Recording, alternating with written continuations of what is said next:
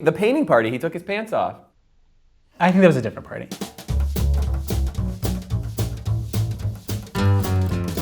On New Year's Day, I was like, I'm gonna give up drinking for a month. I said I would give up chocolate for a month. Because chocolate is her alcohol, that's her It's vice. worse than alcohol for me, probably. About 3 or 4 days into it, I'm walking to work. I walk by like a Ralph's grocery store and I look out of the corner of my eye and I see that Jen is walking out and you've got this clear container of not just one, but 2 giant pieces of chocolate cake.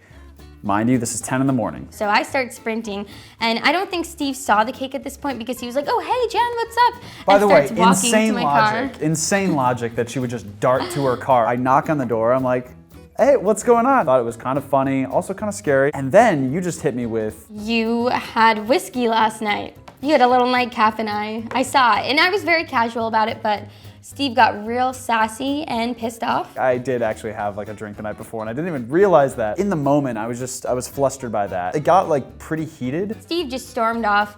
I drove off. We ignored each other the rest of the day. When I got back home later, it was fine. We both just realized that neither one of us is any worse than the other because we're both kind of pieces of shit when it comes to doing new habits. And we didn't make it the month.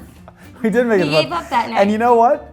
The way that we celebrated, I poured myself a little nightcap. And I ate that cake, and it was great. And it was great. Brian likes to rip his clothes off, literally rip them into shreds, into pieces. He'll have a couple shots, next thing you know, his eyes get glazed over, and he starts like, it's almost like he has an allergic reaction to his shirt. You can't be arm's length, or he's ripping. I haven't ripped anything of yours yet, I don't think. You ripped a necklace that night. I had like that seashell necklace you ripped. That needed to be discarded of. I am terrified of scary movies, haunted houses. I'm very superstitious. Whenever anyone... She's really scared of them. I told Tyler that the only way I would go to Halloween Horror Nights is if he never left my side. I turn around to look for him, and then when I turn back around, there's a Walking Dead zombie right in my face, and I reflexively smack him across the face. She punched him in the face. She punched one of these guys that's paid to scare her in the face. And then she got really mad at me. And then I got more mad at Tyler because I was Mad like, at me. how could you let that happen? That was like actually the day after. She was like, do you want to be boyfriend, girlfriend? Yes. One day later, she punches a zombie in the face and she almost dumps me in the Minions line. So there you go. Everyone fights a little bit. As long as you don't let resentment linger, it's totally fine to fight. Don't keep anything in.